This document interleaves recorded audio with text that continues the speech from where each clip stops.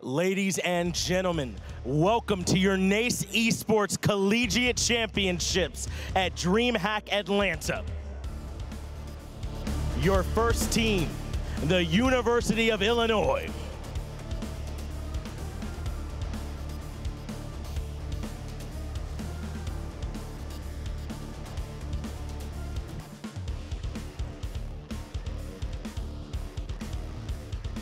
And their challengers, Carleton University.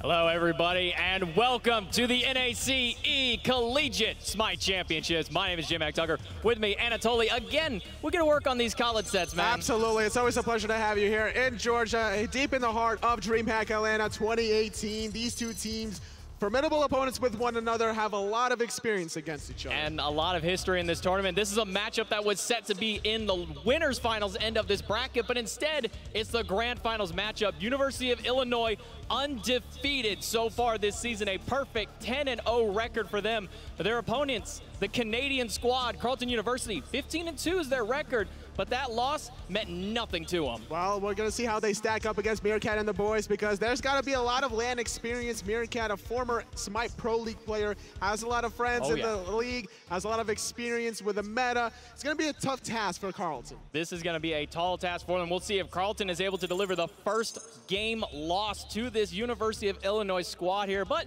it's not just the Meerkat show. There are a lot of formidable opponents with them here. Kaaahn, their solo laner, has been one of the biggest pushers in this matchup. His favorite guy to go to has been that Artio, and he's really been running circles around them. Artio has always been an aggressive god, a flex pick as well. Been running the support role, trying to get some dual lane pressure. If you can transition that into some purple and red buff invades, I'm expecting similar meta picks in terms of what we've seen so far during HRX. A lot of the meta is going to be the same for the college league, with the exception Meerkat does like to play that Morgan. The Chernobog is also another one of those he likes to go to. We haven't seen a lot of Chernobog as of recently, but it is one of his default gods when that Morgan's unavailable to him. We'll see if he goes with that. But DavidDebergerac over on the side of Carleton has been an all-in jungler, really loves those hyper-aggressive, dump all your kit and go gods. And Season 5, junglers need to be aggressive to set the pacing of the game. You got to make sure that you're the ones to disrupt the mid laners. We've seen what's happened so far between the earlier HRX set. Splice upsetting Dignitas. A lot of that came down to Moswell. Then the next set as well, Trifecta. Didn't have the best showing from Paul despite playing super aggressive. He was too kind of an individual style, not too much team fight centric. And then in the last one, the console series, everyone had Rival winning up against Flashpoint, but Crimson on the Agni, showing what it's truly capable of. I mean, so far today, these matches have been crazy. No one really expected all these 3-0s to come through in the semifinals, especially with how good day one was with all the 2-1 matchups, some of the upsets there, Trifecta and Splice coming up big in their matchups. But here in this university matchup, it's USA, University of Carleton, taking on the Canadian squad of Carleton. There's a border separating them, but now they're here to clash it out under one roof in the Smite battleground of the gods. And I'm curious to see how the picks and bans are going to unravel between these two teams. We are still waiting for those picks and bans to come through, but my thought here is it's really going to be a lot of early priority towards that mid and hunter lane. Tourmby on the side of Carleton has really favored that Anhur when he gets the opportunity for it, but there are so many strong hunters now. Jingwei has become really prominent as of recent. Anhur's a great god if you want to be aggressive from the get-go, but the problem is of how it falls off towards the late game. You don't have the attack speed steroid, you don't have the crit steroids, you do have a little bit of penetration, and that's what makes it such a good early game focus, but Jingwei a lot safer, Rom's a lot safer. If you wanted to be hyper-aggressive with Hachiman, that's another possibility. And one thing that we've seen a lot at Berg in the regular season was that Pele, who has been one of the top pick and ban priorities for a lot of teams these days. We'll see if he can get his hands on that Pele as we get ready to go into the picks and bans here. Both these teams are fully dialed in. They know what they want, but it's all a matter of what is going to be picked up for them. There's so many different picks and bans of what's got popular recently. The Pele has kind of fallen off considering the Odins of the world. Now Fenrir starting to show light. UIUC taking on Carleton University here in the first game of this grand finals match. $50,000 on the line for these two teams. This is a 30K game. Winner goes home with 40 of their own. Loser, they get a nice consolation of 10 for themselves. And the first guy taken out, Odin. That's not a bad paycheck to have to pay off for some of these classes, and Odin has been a staple pick and ban in all of HRX and all of the placements. No surprise there. You don't really want to deal with an early Odin considering how important it is to go for a team fighting relic. If you're facing an Odin, then you have to go for the Phantom and things get awkward. Especially with how big like Puch, Erlang Shen, Mercury, Artio, all those gods have been so dominant in these last couple of weeks of play that taking the Odin off the table has been one of the safest bans for them. Freya banned onto the other side and Athena as well here for UIUC. That rounds out their bans. Carleton's got one more. Seems to be done some research as University of Illinois, banning away that Athena. Not a most popular ban of the world, but definitely deserves some first pick, second pick priority. Has a lot of setup. The global pressure for the damage mitigation can never go unlooked. And one thing that we saw in the qualifier round is Athena had a very high pick and ban rate, but she had a very low win ratio. And really for both these teams, I didn't really expect Athena to be one of those top picks for them here, but UIUC doing a little bit of homework, recognizing their opponents, Carleton here. They like to go for the early all-in aggression. Red buff has been one of the big keys for them in these games. Speaking of aggression, there's no lack of aggression when you're dealing with the Erlang Shen. Carleton University now wanting to deal with it, taking that off the table, back on the board now with Freya, Erlang Shen, Odin, and Athena banned. This leaves the likes of Pele, Mercury available, going for the Polynesian. And gonna give that one over to Berg in the jungle. He has been phenomenal on this one. He really does love to couple it with Morgan if he gets an option for the double Pele in the mid lane. That's something that was pretty terrifying in their, I believe that was their quarterfinal matchup that they ran that composition.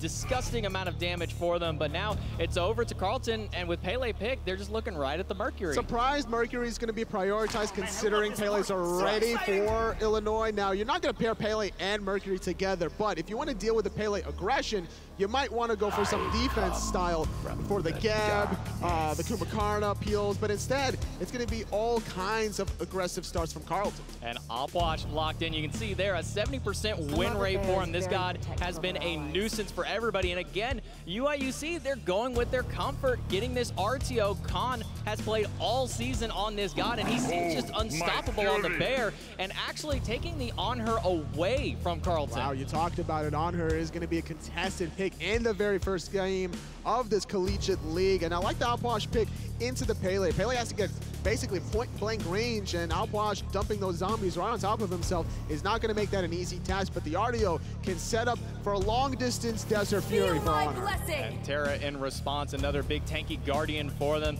has that option to flex into the solo, has the support option as well, but now as we go into the drafts here, we see both the junglers, we see potentially a mid laner here with this Anhur. We have seen Meerkat take it into that role a couple of times, and then the Artio, obviously, my thoughts is going to go towards Kaaahn, but salfam himself could easily pick this one up. I would love to see Meerkat play some Anhur because I'm just waiting to scream out, get soloed by Meerkat. And Anhur has that solo potential. His whole kit is not only defensive, but he has a lot of offensive capabilities. But we're seeing the Omni ban here. They don't think that this one is going to be going into Meerkat's hands. They think it's going to be going over to soloing Pixie instead. So they're just going with the save option. And I like the Chernobog ban here. This is a great flex option for both Tourmby and Diggertuxedo. Both of them as the mid and Hunter have played this god a lot this season. If you're going to ban away the Agni, that leads me to believe you're also going to ban away the Raijin. Gods that are safe to escape, and especially the Thunder Crash through the wall. You want to enable your Mercury diving without any threat of the counter.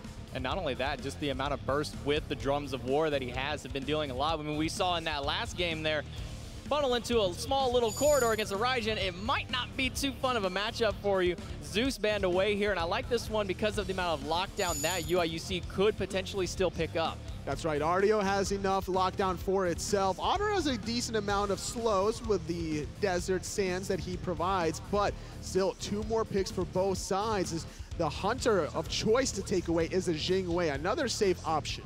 That's been one of the top go-to gods for picking and banning as of these last qualifiers. We saw it so many times, usually in a response to Freya, but has had her own merits being picked or banned on just her own right Nobody wants to see it because of just that passive, that being able to get back into that lane so easily. That's right. Anhur's going to be looking to play aggressive. If you're going to deal, 50% or more of the opposing Hunter's health pool, you don't want to have to deal with it to be a Jing Wei that's going to return in 5 seconds anyway. Option goes back to Carleton, looking for their Hunter, looking for either their support or solo laner most likely here, and they're going to go in towards the Hachiman. I like it because it synergizes with the Mercury. You drop the Heavenly Banners, and those objectives are going to go down really quickly. Hachiman receives the attack speed boost from his own right. Any ally with inside the little confines of that banner will also receive an attack speed buff. Especially when you got a Mercury right there who loves to punch his way, give him an extra 15% attack speed, and he's going to be swinging to the rooftops back over to UIUC, and it is going to be the Raijin you talked about earlier. It has a lot of range, and that's going to be important if you don't want to get too close to the outwash. And Raijin has a lot of success rates so far in HRX, and look at this. He actually locks it in. But wait, I thought Meerkat's in the mid lane. Meerkat is in the mid lane as far as I know. Why is this Loki being picked up here? Are we going to see a Loki mid lane from Meerkat and Raijin going elsewhere? God, I hope not, because I don't want to have to tell PBM that somebody let Loki through with Meerkat playing this game. Oh my goodness, you can't bend it away from the Meerkat. Carleton University. In this case, honestly, unfortunately, they already have their Hunter of choice, which is the Hachiman, and their mid laner of choice, which is the Outwash. And you would want to have some reveal gods when you're against the Loki. So you're thinking of the likes of Hu Yi with Mark of the Golden Crow, Nuwa in terms of the Fire Shards to reveal where the Loki is.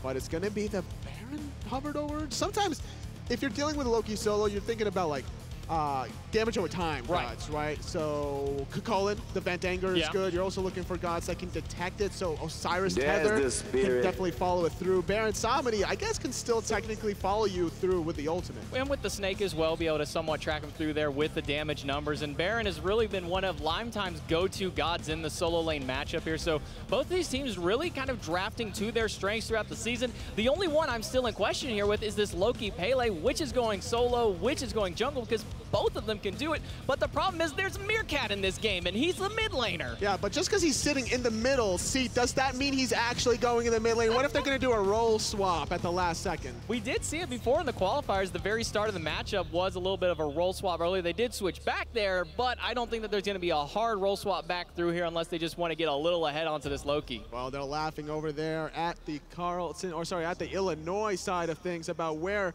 all of these picks are going to go. So as we're waiting for the game to start, I'm liking Carleton's draft a little bit better. They have that team fight control between the Terra, Earth, and Fury, going to disrupt some of that late game damage, boost up the Mercuries on top. And not only that, the Baron for the amount of control, the sustain that comes through when you have that consigned spirits. I mean, this right now is looking like a later game. I'm not seeing a whole lot of early game here from Carleton. Not so. I definitely agree with you that there's not too much early game. So there could be an advantage for Illinois to exploit that, considering Pele's looking to play aggressive, Artio from the get-go, Anhur, Raijin. The only non-early game is Loki that's going for the late game. So I think there is potential for Illinois to disrupt Carleton's idea. Well, still getting underways for game number one. This is a best of three. This isn't a do or die right off the bat. It's not quite as big for them, but this best of three matchup, that's going to allow them to take this first game under consideration, win or loss, and see exactly how they can adapt in game number two. And the difference between the pools is 40,000 to 10,000, nothing to scoff at, so you better be having those strategies prepared, win or lose.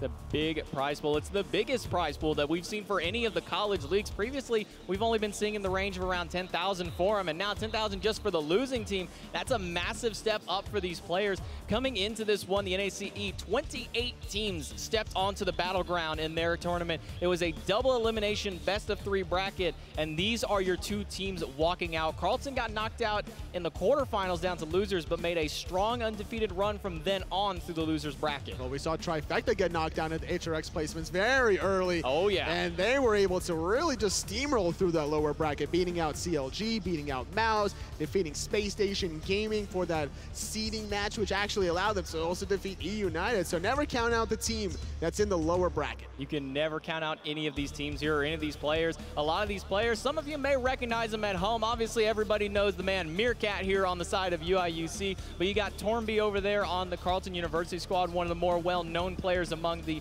amateur level scene. You also have Diggertuxedo, LimeTime. Those are kind of the two other big names there in UIUC. Berg and Kaaahn are real big ones themselves. I know Meerkat played for Cognitive Gaming. I'm pretty sure he also stepped into Denial at one point or another. He usually played a lot of solo lane, but this time around switching things up to the mid. He's staring into my soul. Yeah, he really is. How are you? I don't know how I feel about all this. I don't know. Get a little closer. We need a extra zoom in on this one here. See how long I'm just gonna the smile. On. Stare at me. Come on. Smile, buddy. You're in front of the camera. He's looking into my heart right now. He's touching my heart with that. Oh, he looked away. Well, if he looked at my heart, there's not much to see, so I'm not too worried. They're just going to see a bunch of shoes there is all they're going to see. Pretty much. One solid set of red loafers is what they're going to see there. That was yesterday. Wait till you see it tomorrow. Oh, Lord, who knows? At least we're not having a whole death segment where we're just bringing shoes up. You know, it was a good segment. But Cooper then, you know, we were done with it. We were good. We moved on. Weird. And then Cooper just comes out of nowhere. He's like, hey, here's my shoe, guys. And we're like, what are you doing, Cooper? It's like a basic Adidas. It's not even anything. Yeah, when Deathwalker's going to bring out the fresh kicks, you know I'm going to bring out my white crocodile shoes on the desk, obviously. They were pretty fresh. I'm not going to lie here. I'm not going to lie about that. They were pretty nice. I'd say that they were also better than F-Dots there. Just that zip tie, man. It was the zip tie on those shoes. That's all I'm saying. I don't know. The kids these days with their fashion, it's hard to kind of understand the mindset and the mentality, but it's easy to understand the mindset of Carleton's draft. Yet again, still a little bit questionable about where this Pele Loki's going to fit in for Illinois. That's really the big question here, because typically we've seen this Artio going over to Kaaahn, but this time looking more like it's going to be over on salfam in that support role for this dual lane of UIUC. Carleton University, I mean, we talked about it. Their composition is looking more late game, where UIUC, they want to fight early. Anhur pick definitely dictates that early game lead. A 75-second cooldown for Desert Fury, giving you CC immunity, gives you the option to escape certain that CC form, specifically from that Baron Samedi that's going to be looking to pull you in. Our apologies for the delay. We're getting this back on as quick as we can here. The picks are done. The teams are locked in. I mean, totally, I hate doing it as the casters here, but we're looking at these two team compositions, not even looking at names. We're looking at the compositions here. I mean, which draft are you really favoring Composition, here? Absolutely Carleton University, but not even names, but just record. You said it was 10-0 for Illinois, 15-2 for Carleton. Both of them are to be respected, but to be undefeated is no scoffing matter. So I think Illinois had the momentum going into this set. I'm still going to give it to Carleton based off of the picks and bans, though. Picks and bans do really look solid here for the Carleton draft. The 10-0 for them, a straight run up through the winner's bracket, a swift 2-0 in the grand finals. And UIUC has had kind of this history of a much shorter game than we've been seeing as of recent. Usually these matches have been going 35, 40 minutes. Both of these two teams have really been kind of the 30-minute or under kind of teams. And that's a normal case for North American teams that have a lot of experience in rank, that have the potential to snowball. You get one kill, you start invading buffs, you get some gold furies, and the game's over in 25 minutes or less, depending if a team surrenders. But not going to see any surrendering in this specific set when there's a difference of $30,000 between them. It's a massive prize pool for both of these two teams fighting for it. And I mean, you talked about invades onto that one, and both of these two teams really love having that early red buff invade. Almost for Carleton to a fault. There's been multiple times in matches where it's only 7-8 minutes in, they've only got an item and a half online, and they're trying to solo invade against 3 to try and take that red buff. More often than not, it works for them, but UIUC is not a team that's just going to let them walk in and take it. And if there's any person playing aggressive, I'm expecting it to be this Anhur Artio combination. I don't know how Carleton are going to place this Baron Terra with the Hachiman, but trading basic attacks with an Anhur, I don't care what hunter you are, you just don't do it. No, you don't do it. That's the thing. That penetration and his passive just makes him one of the best early boxers in the entire game for all gods across the way here. And then the Artio having the ability to have 2 abilities at level 1 compared to your 1. Carleton really needs to be careful in this dual lane matchup early on. Otherwise, it could spell disaster for him on their jungle. Well, in the solo lane matchup, whether it's going to be the Baron Samedi or the Pele, I'm curious to see where these picks are going here, J-Mac. Well, the game 1 is just about to be underway here. University of Illinois taking on Carleton University, USA versus Canada. Under one roof here at Dreamhack Atlanta, presented by Mixer in 2018, and it is gonna be Meerkat, Loki, mid lane. All right. My God. All right. So, can somebody get PBM to come claim his child here? I don't know what's going on. Meerkat is running this one. So, wait, so Kahn's playing Raijin solo. Look at that. Up against the Baron, I'm kind of going to favor the Raijin in this particular matchup. But, however, you get a little bit of cooldown, and I think LimeTime could start being the bully with the sustain from Kaaahn Spirits. Usually we have been seeing those cooldown boots right into a Void Stone if they're going up against their magical opposition. That being Kaaahn here in this one, we might see LimeTime go that route. Kaaahn himself could very well go down that route, go for the tankier option, because the one thing to remember, he is a sitting duck in that ultimate. And over here, back into the duo lane, and Meerkat, what? All right, hold on. Meerkat, you're the mid laner. What are you doing over here? It's a role swap. We were talking about it before the game even started. Of course it's going to be an assassin in the solo lane. You're going to have the easiest opportunity to gain the most levels, and Meerkat needs those levels on a Loki. Meerkat just wanted to do this just because it was me up here more than anything. I think that's why he did it. It's just because I'm up here. He did it for the lulz. That's what he did it for. For the lulz. The memes. Just to do it. Because why not here? Back into the duo lane here, salfam and soloing Pixie, getting that early aggression. You can see the first wave isn't even cleared, and they're already doing a lot of damage back to that second wave. Superchicken and Tourmby not having the easiest time in this matchup. I'm surprised that Carleton just didn't start off with their own purple or the red buff, as Diggertuxedo got their own red buff, but finally, after clearing the second wave, Illinois looking for the purple invade. And you see Kaaahn heading straight down to that red buff once the wave is done, and knowing that that is one of the prime targets for both of these two teams. So with UIUC getting control of their red, only the purple buff left on their side of the map to grab. Purple buff still available for both of these two teams. In the 2v2 though, Raijin and the Pele up against the Puch Mercury. Gonna be a lot of damage on both sides, but safer range, I would say, from this Raijin. Berg has been known to be notorious here with this Pele. He's been playing it quite a few times this season, sometimes swapping over to something like a Mercury, but usually has been given free reign of the jungle on this Pele. Pele is going to need to get off to that early start, considering that the rest of the composition outside of the Loki is early game focused. You have the Anhur, you have the Artio Pele combo. If you don't get off to an early start to make sure that Meerkat's going to be fine, then it could be Carleton swinging in some objectives. This is the one downside of that Artio as your support is she burns through mana very quickly because she has 4 abilities to siphon through there. You can see she's already very low in mana, basically tapping out to none at that point. And that's why it's important to figure out how to sustain that mana. Genji's Guard might be a good item of choice to go for, looking for the likes of Oni's Hunters for the MP5, and running the Artio solo lane with the blue buff allows you to be that lane bully because of all that MP5. Both of the duo lane here, level 3 apiece. Well, that means that salfam has a lot more to him, but salfam's in danger. The Iaijutsu in the last auto is going to take it. Tourmby, first blood for the Canadians. A little surprising to see Artio being on the receiving end of that first blood. It was actually the Hachiman Terra that was able to just outpoke and out-sustain the life of this Artio, not even using the horrific emblem for the kill. Great start now for the Canadians. And just like you said, they still have access to it if they want to do it again. They waited for the dash to cut through there, and it just was unfortunate for salfam positioning himself too aggressively in those minions with such low mana. That's right. At this early phase, you are not that resilient to absorb all those archer volley shots, and this Artio, without too much mana, without too much of a level pool to sustain, was just a sitting duck. And now we get to watch Loki do what Loki does, which is literally run up, decoy the wave, and then rarely do we actually see him stick around and fight. Soloing Pixie, having to jump away from that one, leaving himself back to safety.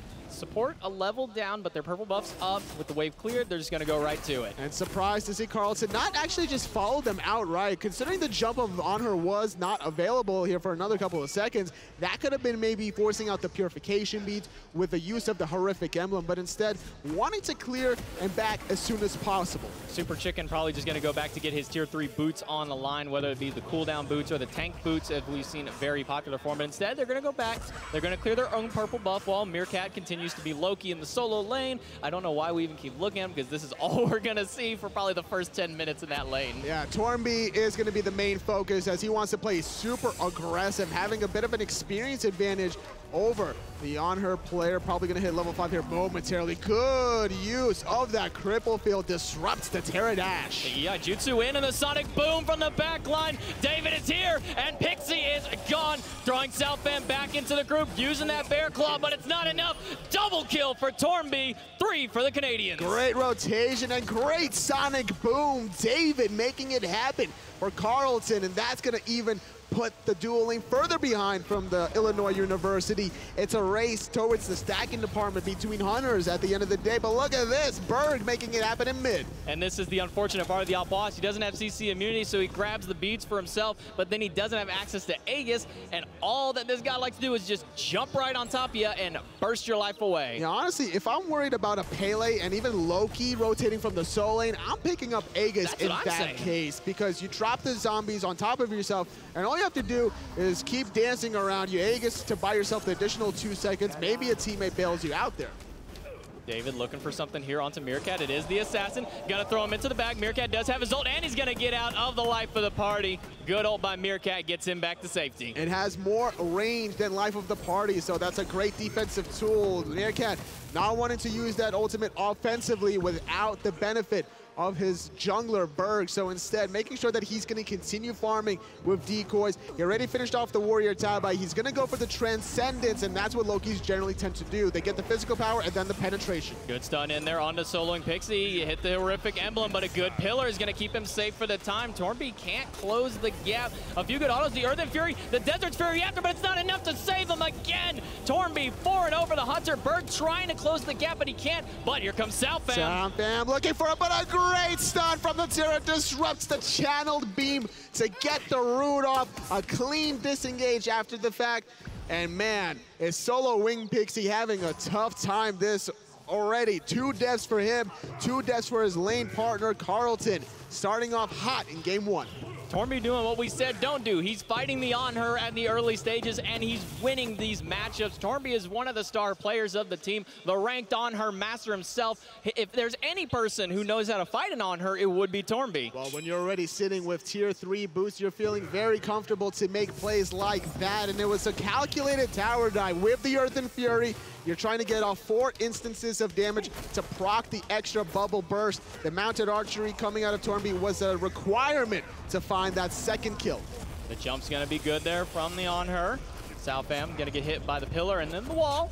And the ult onto the right-hand side. LimeTime, where did you go? The double assassins out of UIUC takes it. Last time Meerkat needed to use that ultimate defensively, but you add Berg with a Pele. All of a sudden, the tables have turned, and LimeTime's going to have to wait 10 more seconds to respawn. Again, right back onto soloing Pixie. The wall is going to be good. One more in-hand is needed. This time, SuperChicken will take it himself, and that's now 5 kills in the duo lane totally. This is the point in time during the 2v2 matchup. You have to understand that you are not trying to be the aggressor. You need to be so far back, and if you're going to get zoned away, then there needs to be a third player making the rotation happen. I didn't even notice this, but Diggertuxedo is 2 levels up on Kaaahn. All this extra farm that he's had in the Outwash ult onto the Gold Fury. No one's responding to this one. Carleton, they get the first Gold Fury of the game only 8 minutes in. And it's a almost 2,000 goal lead, almost 1,000 experience lead. But keep in mind, there's going to be that ticking time bomb for Illinois. And that bomb is in the hands of Meerkat playing the Loki. It's up to him to carry in the late game. For all of you at home in your ranked games, if you ever are playing ranked and you have a slight fear, but hold that, is Diggertuxedo getting poked down into the mid. Berg will take him thanks to the mid-jungle combo of UIUC. But if you're ever playing at home and you think that Meerkat might be in your ranked game, just ban Loki. Berg, the other assassin for UIUC, needs to keep this plays happening in the early game. Part of 100% of his team kills. 2 kills, 1 assist. Shutting down Diggertuxedo is a great way to allow Kaaahn to get back into this game. And that's the big one that you really want to shut down. Obviously, the Mercury as well, you want to keep under wraps. But so far, David's been quiet this game. We saw the 1 Sonic Boom. We saw the 1 rotation into that solo lane. It didn't net anything in the solo, but he's been pretty quiet so far this set. Well, he's trying to make something happen underneath in the mid lane, looking like he's finished off that golden blade, so that XP per minute should start favoring him out. But Berg is actually on top simply because of all the kills he got for himself. Got that Brawler's beat stick online very early going up into this sustained competition. The Puch, the Baron Samedi, and the Terra all going to provide that healing to their team. And then obviously just the lifesteal from Tourmby, a very wise early pickup from them.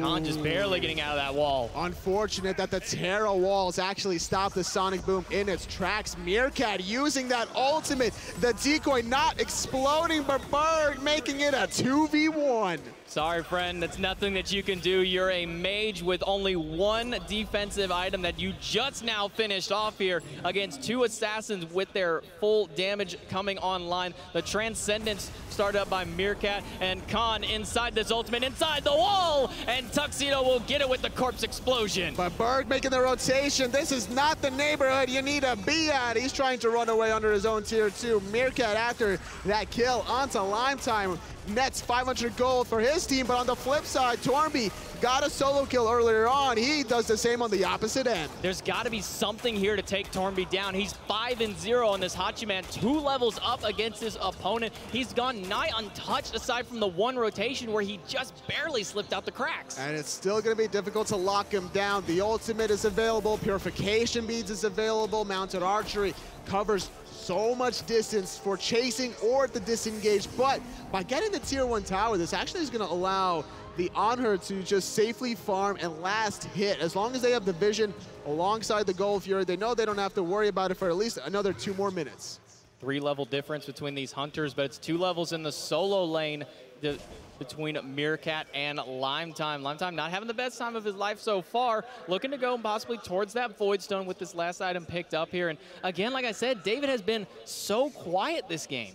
David needs to make something happen. That first initial gank in the dual lane definitely allowed Tourmby to pop off. But honestly, I like this idea that David has by not ganking the dual lane any further. Because what is he going to get by making this Anhur go 0-5, right? It's like the Zapman syndrome. You don't care about killing him multiple times. That was half of his health. The Sonic Boom onto salfam in the back. Berg is trying to run away. The Consigned Spirits will not hit. The drums are coming through from Kaaahn, but Meerkat's going to find him in the back line. David has to retreat. Meerkat still with his ultimate, but he couldn't get the aim strike through. Desert Fury! Solo wing, Pixie making it happen. Berg so low on this side. LimeTime still here. He's got the ultimate. He's going to pull Kaaahn right in. The beads are good. Meerkat, somebody's got to take it, but nobody's going to get pulled in. But LimeTime's going to find one in the midst. 3 so low on UIUC, but they trade out 2 for 1. How in the world did Kaaahn survive? Here comes Tourmby on the horse. He clips out solo wing Good Pixie, but Meerkat comes back in the sustained SuperChicken.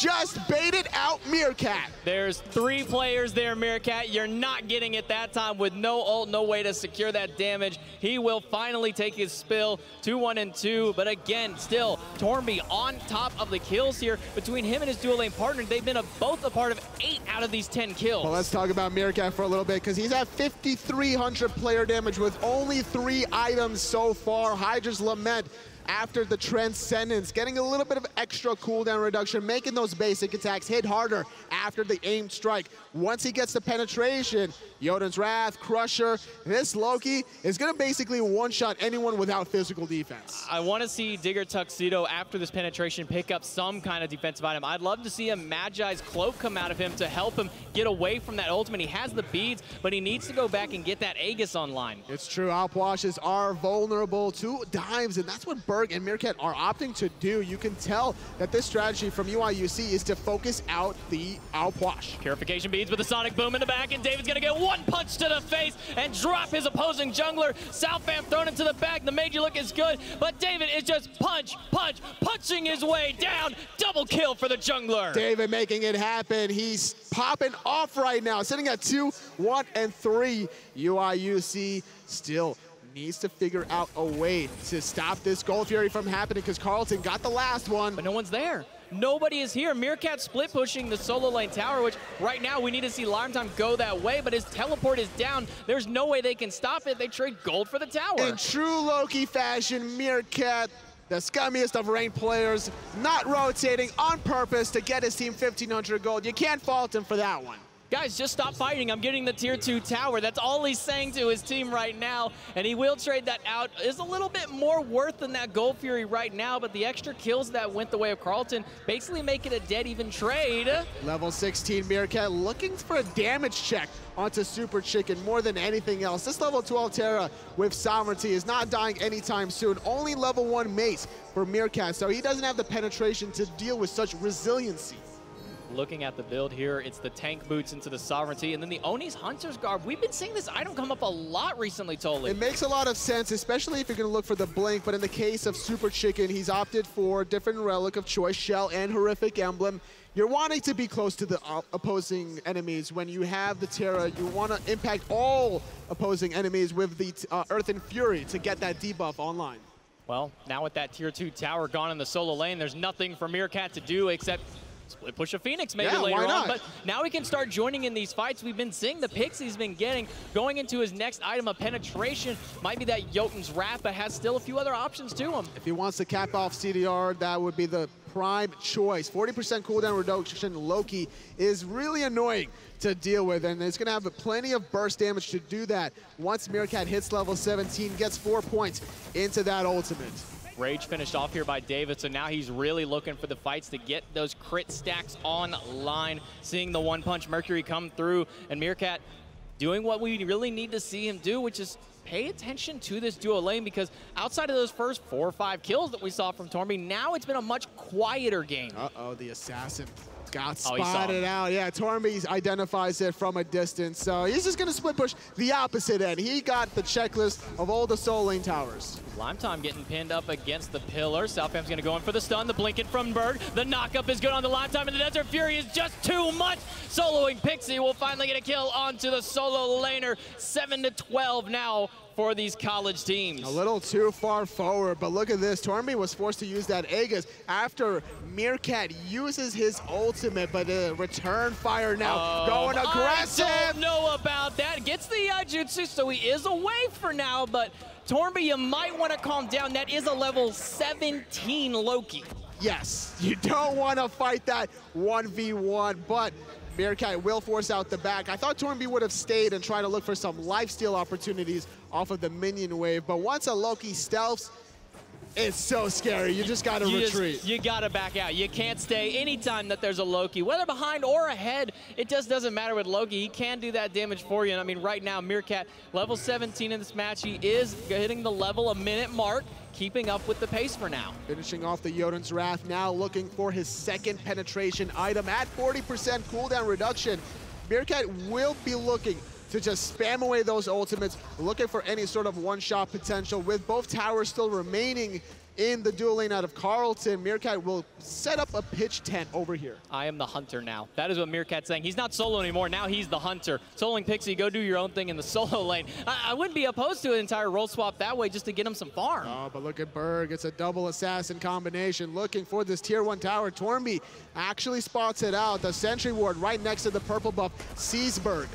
He's going to drop down the banners, but he needs to get away. Berg looked like he was going to go aggressive onto him, but instead just focusing out the tower. They will get that tier 1, another 500 gold for him. It's a 3K gold lead for Carleton right now. Not too much to write home about considering it's 18 minutes. David was thinking about making the counter rotation, but he basically got 2-shot. No, he thought he was going to make a rotation, but instead he got turned into a thought and he is gone. Out of our minds, out forever. David back to the base for another 35 seconds, and it's free reign onto Tuxedo. Tuxedo in a world of hurt. Berg gets another kill. Tourmby responds in kind, but salfam needs to respawn. And Meerkat's going to clean that one up onto Tourmby. 3 for 2 in favor of University of Illinois here. The North American USA team. Remember, this is USA versus Canada. This is our pride up here, Tolly. That's true, that's true. North America thus far has surprised us in the form of Splice, beating out Obey Alliance and Dignitas. Well, 19 minutes into the game, about a 1,500 or so, maybe 2K gold now. Nothing really to write home about. You see 1.5K gold and barely 1,000 experience, still in favor of Carleton. But this Pyromancer is going to make quick work for this Assassin and Hunter. It was so fast. 500 extra gold now going to UIUC, still barely trailing thus far, but I'm a little worried for UIUC. Even though they do have Meerkat playing this Loki, which is great for late game, I think that the team fighting aspect for Carleton is just a little superior. As long as they group up in the 5v5 and no one is staggered, no one is isolated away for Meerkat or Berg to pick off, that's where they could start using the sustain from Superchicken to just keep the fight going. And the big thing is they have so many different dot-based abilities to break that Earth and Fury rock so early on into a team fight. Superchicken going in. The dash from salfam will be good. Not going to go for the wall this time onto it, holding it off in case the fight comes through, because this level 20 Loki is lurking in the jungle. The Sonic Boom on the Kaaahn under the tower. That's the beads. Does have his dash. He'll get out, but I can't say the same for Berg. Berg very low. The dots are good. Digger gets one. Kaaahn gets another. Trading out 1 for 1. The tier 1 tower dive has to be reconsidered because Meerkat is looking for his prime target. 3 members at about half HP. Tourmby just dashing away. Was that a fatty finger? Meerkat just ulted? Maybe. That might have been a fatty finger ultimate there. I mean, if he's got it on Instacast, you can say that, but otherwise it doesn't matter. Goodbye, David. Where did you go? Ulti, no ulti. Meerkat don't care. Looking for more now. Tourmby gets out Kaaahn. Superchicken going to be super dead after that one. Meerkat's going in onto him. A great Aegis by Tourmby will immune the damage out of it, but it's still just not enough. The heal not in time from LimeTime, and in fact, the snake might not even be enough for him. The slow is good for now, but LimeTime will just squeeze out. 2 for 4 as Berg has respawned. Gold Fury is available if UIUC want it, and they certainly do. They want to start building off an advantage. I don't see a world where LimeTime steals this with at least not sacrificing his own life. Now he realizes there's nothing he can do. If he tries for it, he is dead. Instead, just goes back to the base because we talked about it. Meerkat has maxed out that CDR 40%. His ult is already back up. Already going for his second penetration item, completing it in Brawler's Pizza, getting some more life steal. Heartseeker? No, that's the... Oh. Heartseeker. Yeah. It got changed over. That's right. Yeah, now. I was thinking, like, wait a second. No, yeah, absolutely. Heartseeker could be the case. You get more mana to spam those abilities. That's the awkward thing about a Loki sometimes, that you can eventually run out of mana.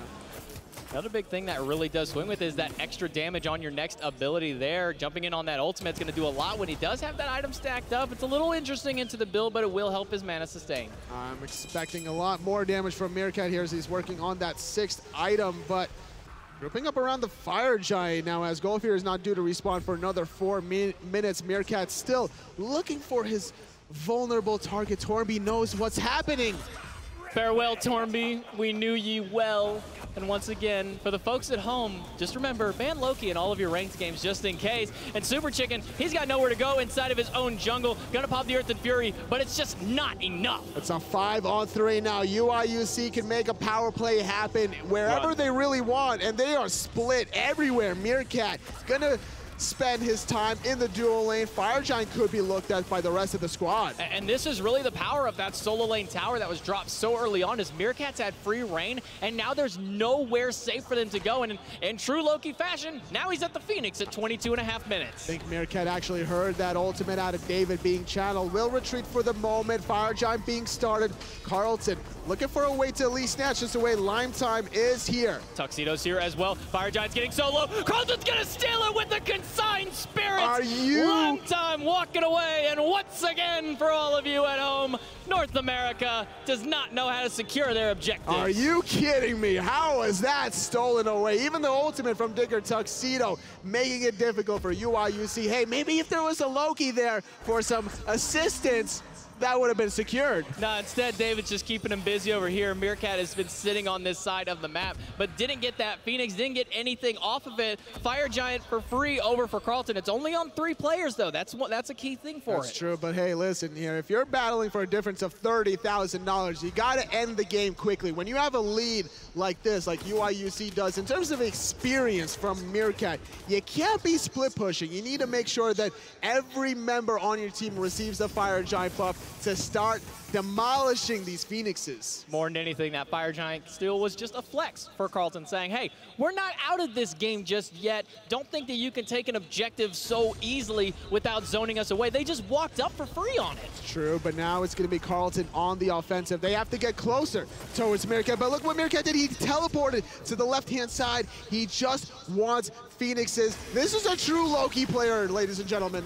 This is Meerkat. I'm pretty sure Loki is on that stage and Meerkat is the one being played here. We have a literal Loki sitting up on the stage playing in this tournament. And I think he could actually defend. He has one-shot potential on Digger, onto Tourmby, but instead, oh my God, he's actually looking for the Phoenix, and he's gonna get it. That hi-rez proc is doing so much damage to this Phoenix. It's already at half with barely even a half a minion wave This there. could be a base raise, actually, if no one backs from Carleton, and they're gonna all-in commit in the mid. But they're not doing anything to this Phoenix. It's only at half. The drums come out from Kaaahn. It's not enough, but Berg will find Tourmby in the back. That's a big get up and go for UIUC, but David, he's gonna return it, dropping Berg down, but soloing Pixie gonna find the solo. Look at this, it is a base race. No. Meerkat stayed No. at the tight end. Meerkat. It's a UIUC victory. Are you kidding me? No, they're back. He's gonna ult. He's gonna pop that three. He's trying to get away, but David not gonna hit that shot, but we'll punch him down. The Titan is safe for now. But Meerkat did the damage. That Titan is at 33%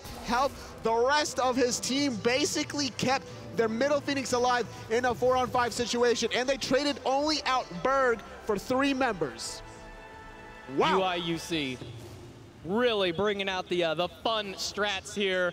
Please, I hope I never see this anytime beyond just these championships here. But UIUC, they're the #1 seed for a reason. That's because they're comfortable in their confident players here. While the duo lane struggled early, look where it's at. They're now ahead of their opponents. 1 level up for soloing Pixie, dead even for the supports. But looking at the gold here, UIUC brought it back in their favor. Well, we talked about how Meerkat needed to make that late game staple performance. And instead of assisting in the team fights, he nearly damn well ended the game in his own hands. It was a great back coming from David on the Mercury to make sure that was not going to be the case, but with the Titan being that low, it's difficult for Carleton. They didn't even get a Phoenix with their Fire Giant. We need to see sentry wards at every single point on this map for Meerkat here. We cannot allow him to teleport into this one. With the Titan so low, he could take it out even without a minion wave. That's very true. It's just so easy. If he did that with a minion wave, imagine what he's going to be able to do once he gets a red pot and another Fire Giant buff in his hands. Don't even mention a red pot onto there, and the Fire Giant only left on David, but only for just another few seconds here as it is about to despawn. That's going to be the next target here for UIUC, but unfortunately for Carleton, they have to sit back and play defense and babysit this Phoenix. Fire Giant due to respawn in 1 minute's time. This is the opportunity for UIUC to start planting their flag of wards all across the board to see who's brave enough to step through the fire. Meerkat, he's still there. He's just chilling there. Nobody can see him. There's no wards up there, but you can see now the pepperoni pizza of wards going on up here. 5 of them all across the top-hand side, but the one I need to see is 1 or 2 in the base at those entry points. That's very true. There could be an opportunity to teleport if somebody sneaks in a ward out of UIUC, but it doesn't look to be the case. Their wards are kind of on the outskirts of the Fire Giant buff. Meerkat is waiting for somebody to start this red buff so he can one-shot them. Oh no, he's just gonna take it himself, so he can one-shot them instead, or one-shot the Titan. Phoenix still has about another minute or so before it will even attempt to respawn here. You see 3 players grouping up on that side of the map. Nobody's heading towards the Fire Giant. It is back up and online. Now you see Illinois making their way. The thing is, Carleton can't even leave their base safely without the threat of Meerkat being around the corner. There's so many corners, nooks and crannies around the purple red buff where this Loki can be hiding, and if you're going deep in the pit of Fire Giant, you're asking for an ambush. So instead, Carleton doing the safe, smarter idea, because if UIUC wants to win, they're going to have to go towards Carleton, and the defense there is a possibility, seeing how SuperChicken is playing the Terra. LimeTime can control them with life of the party, so UIUC needs to spread out the Canadians to get the win. We need to see a defense option here for Diggertuxedo. He's still building into his damage. This needs to be either a Book of the Dead for him, or he needs to go into some kind of defensive option, because as soon as Meerkat jumps on him, he's going to be dead. He's going to have to use both relics. Meerkat Actually haven't used that ultimate. Good wall there. It's going to get him out. That's what you need to do. Defend the Phoenixes, force out the defensive ultimate, but Meerkat's not worried. He keeps on his beads, but the ultimate, a very short cooldown, seeing that he has 40% cooldown reduction. Well, now group up here into the mid lane, and Meerkat still sticking around that left side, leaving LimeTime there to play defense. He is the tankier one for them. Him and SuperChicken, obviously the tankiest members of the team, but keeping him there to keep the control factor under Meerkat is the big option. But you can see he's already halfway or more to getting that ult back online. Trying to ping pong between the left side, now thinking if he wants to commit towards middle or in the solo lane right side. Tourmby thinking about defending 1v1, but the blink coming in from Berg. Defensive ultimate from SuperChicken. Great wall! The pillar, perfect there to make sure that he couldn't run out, but he will. Berg only losing his blink in that. That's true, but he used his ultimate as well. But trading out your ultimate out of a Polynesian Pele as opposed to SuperChicken playing the Terra, that's going to favor out UIUC, and they're going to get a second Phoenix. And right back onto Tourmby. Doesn't have his relics going for him. The ult's going to come out from the Puch, but it's not enough. SuperChicken will find it with the breaking of the wall, but the right side Phoenix is back down. And Meerkat, he's got to ult his way out. No fire minions on the left side to worry about, so that Phoenix will stay healthy. But now with the right side Phoenix going down, it's going to be Carleton worrying about fire minions through the solo lane. However, during that small downtime of the Phoenix respawning, the Titan went all the way from 33% health to about 80 to 90.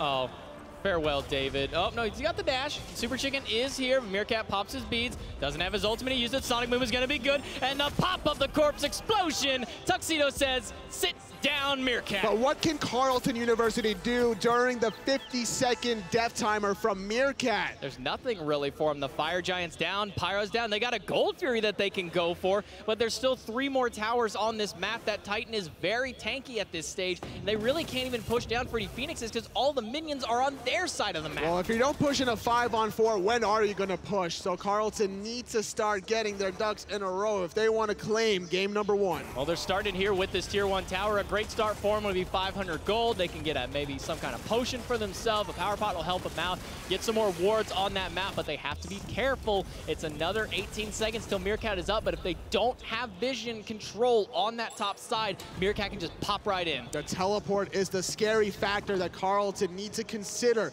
8 more seconds out of Meerkat. Fire Giant not due to respawn for another minute, 50 seconds. Carleton needs to go back on the defensive, respecting the open right side Phoenix. And there's still 3 players with Fire Giant on this UIUC squad, both of them being in 2 of the big carry roles between Kaaahn and soloing Pixie.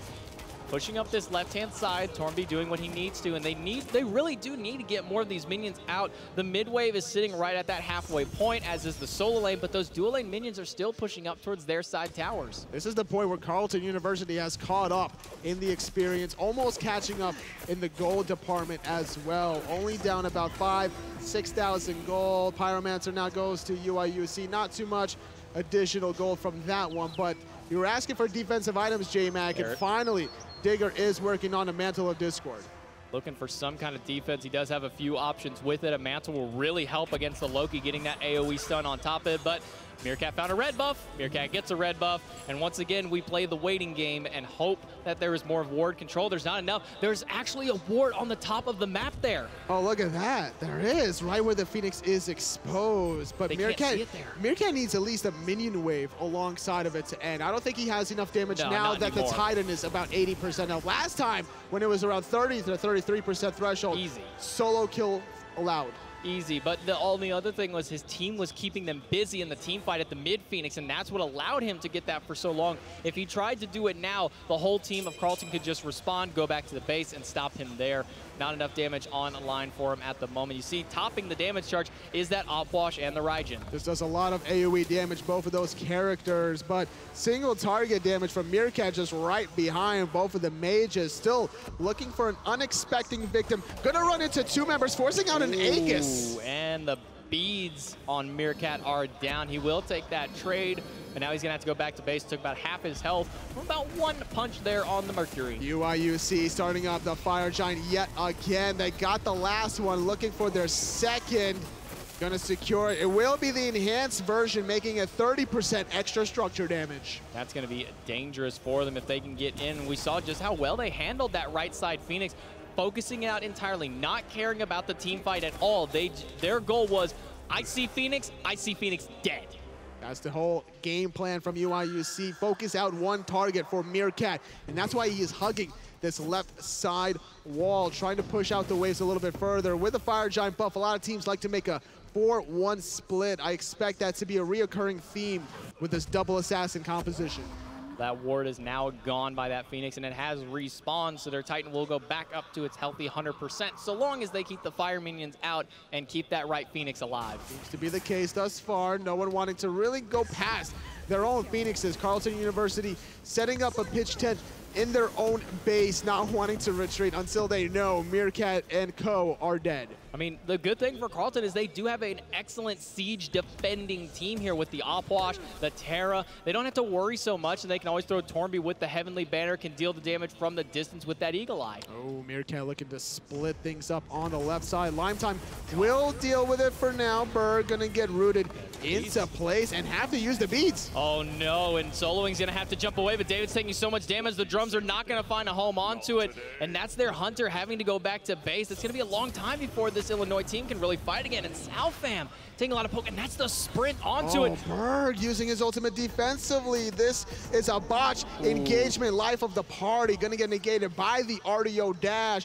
Carleton University yet again with a nice defensive hold alongside their Phoenixes, but keep in mind, Meerkat still has his ultimate, can make an impact.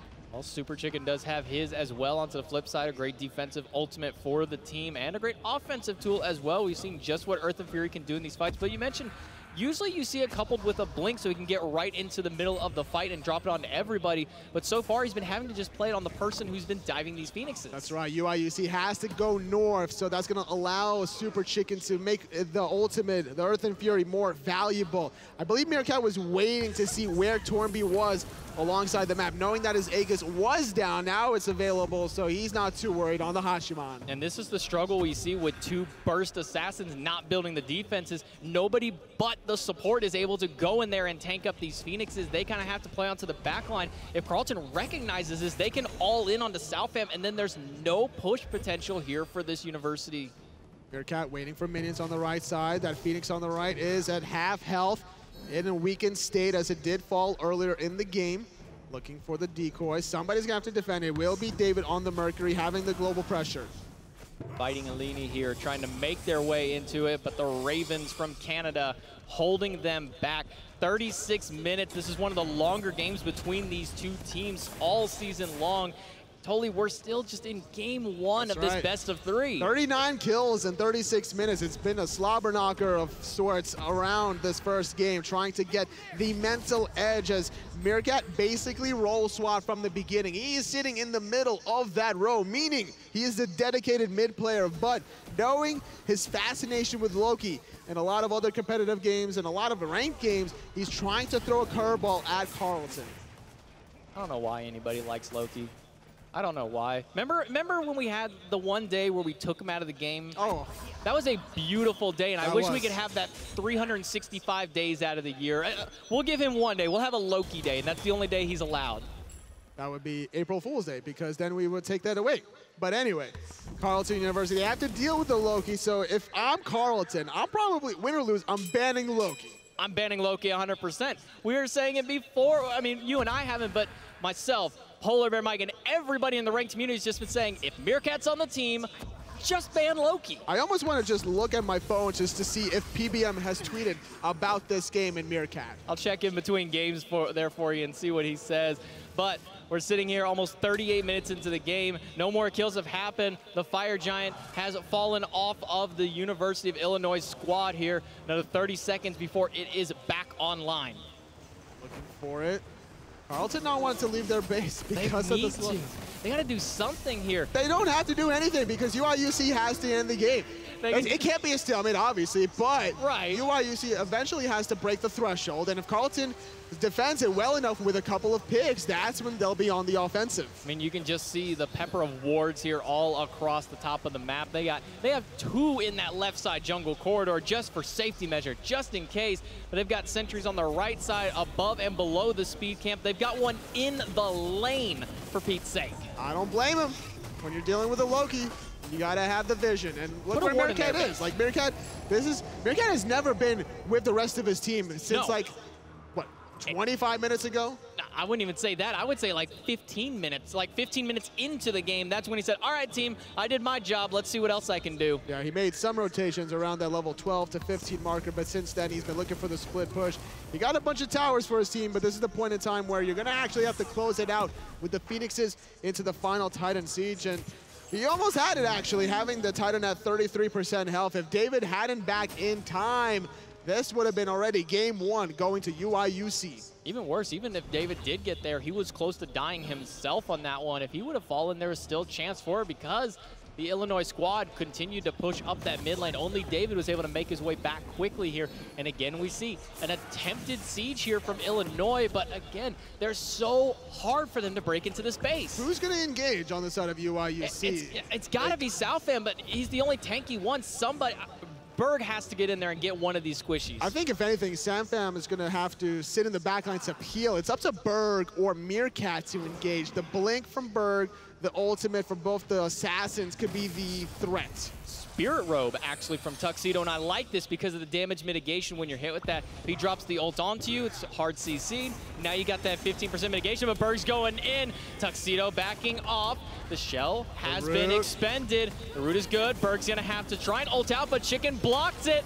Berg, barely under half HP, will get out of the fountain. And Meerkat has still not done anything during this Phoenix Siege. He's just waiting a little bit too long. It was a great back and forth action of the left defense from defending that Phoenix Siege, from defending the middle Phoenix Siege. Carleton now feeling a little bit aggressive, gonna root out salfam, but look at this, Meerkat underneath, Tourmby grouping up with the rest of his teammates. This is the threat that Loki poses to the rest of the squad in the late game. Meerkat's left alone at the moment, but David will make his rotation over, so that's going to stop that attempt right in its tracks. Both these side Phoenixes have been dropped once. They're only back up to 75% health, so it's going to be a little bit harder for them to defend those ones, but they just keep pushing towards this mid lane. I like the fact that it's LimeTime defending a very tanky Baron Samedi, even having the hide of Nemean Lion, tempting and begging Meerkat to hit him for all that return damage.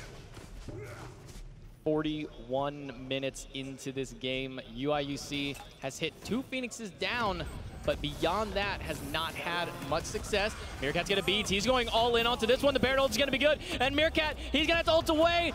Not gonna die to the Phoenix's damage, but he's so low. The Sonic Boom in the back from David. He's going through. He's punching down Kaaahn. That's one down. Meerkat slowed. He's gonna use that invisibility for the movement speed to get himself out. But again, Soling Pixie's down. Tourmby's gonna grab one, but Berg's gonna return fire. Berg very low, has to retreat. salfam looking for the plays. He's gonna retreat. Look at Meerkat underneath. He gets one. He's looking for a second one. Berg is gonna fall. Meerkat gets 2, but he's so low. LimeTime stripping his life away. The last one alive is salfam, and he's so low, but it's just the 2 tanks alive to push. There's no damage dealers for Carleton, and totally we're just resetting. That's true. We're gonna have to wait another 50 seconds for Diggertuxedo to respawn before Carleton make a play. Fire Giant not due to respawn for another 90 seconds, and this is the kind of chaos a Loki just kind of deploys in the battleground of the gods. Everyone was just too scattered. The threat of the Loki, almost a solo kill by LimeTime. You could tell Meerkat was frustrated that he was like, I'm gonna force this left side Phoenix down. It's weakened, half health. He uses the beads. I think if LimeTime does the little flick trick with the ultimate to just get off some more damage and then applies the stun, get off one more Phoenix shot, that additional Phoenix shot would have done the trick. But the ultimate was still online. If he would have done the flick maneuver, he possibly could have ulted out sooner and even avoided the stun damage altogether. It's just that game of cat and mouse that you play with the Loki. Is he gonna ult now? Is he gonna save it for later? Is he even gonna use it? All right, all the members have respawned. Fire Giant coming back up in 40 seconds. Carleton just going to be a little bit defensive with it, without the objective of the Fire Giant. They just know that they can finally defend safely. If Meerkat is going to make plays like this, this could go to the Canadians. 43 minutes now in. Fire Giant set to respawn in about another 20 seconds. So far, Illinois, they've grabbed 3 of their own and had one stolen from them by Carleton. But now look, now Carleton is playing up front. They have the ward control. They know that Meerkat can't get right into the back line, and finally they're coming to defend this Fire Giant. And because Meerkat has just recently respawned, they know that he's not in position to get any Phoenixes without minions. That left side lane is pushed so far deep, it's going to take a while for Meerkat to get in there, and there's no real threat of a backdoor. But they now know that Meerkat's in that lane. That mid wave has been dropped.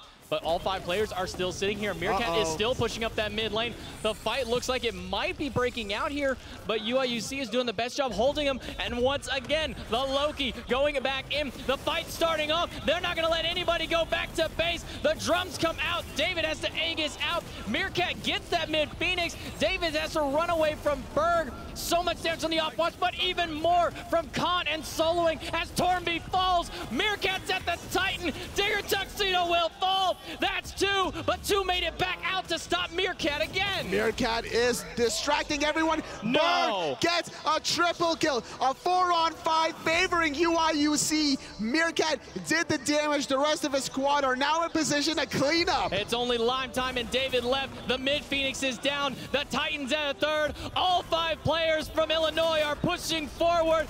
LimeTime's gonna get the stun on the Berg, but it doesn't matter. The Titan will fall. Pixie gets 1, Lime gets 1, but UIUC takes game 1. Loki wins, but I don't think anyone is a winner after that one between these two teams. That takes a true test of mental fortitude for both teams. Any game that lasts longer than 35 minutes beyond the average length really puts you in a do-or-die situation. Carleton were stressed for time. They were waiting for that Meerkat split push, but they just couldn't execute that team fight correctly. The team fight at the Fire Giant just did not go their way. They tried all-inning immediately, but straight after, the drums of war coming out from the Raijin, making sure to spread the team fight out, putting David low, pushing everybody back away, and holding them there as long as possible for Meerkat to do his Loki thing. Now Carleton, after losing that game, need to figure out a strategy to stop Meerkat from making the same kind of split push opportunity.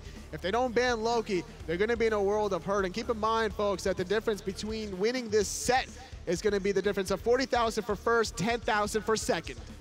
Well, almost 45 minutes into that game, Tolly. We finally have our outcome for game number 1, but it's a best of 3, Tolly. Right. We've still got at least one more game here for this Carleton University squad to pull it back. I'm excited to see how both teams make these adaptations, because I was kind of worried to see how UIUC would transition from that early game. Carleton was doing a good job, I think, once they started to group up a little bit, but Meerkat on the Loki, too much to handle. It was just too much, and a lot of people have been saying it all over Twitter and all in the rank scene. Ban Loki. We'll see if Carleton's going to do it. But before that, we're going to take a quick break. When we come back, game number 2 of this college finals matchup will return.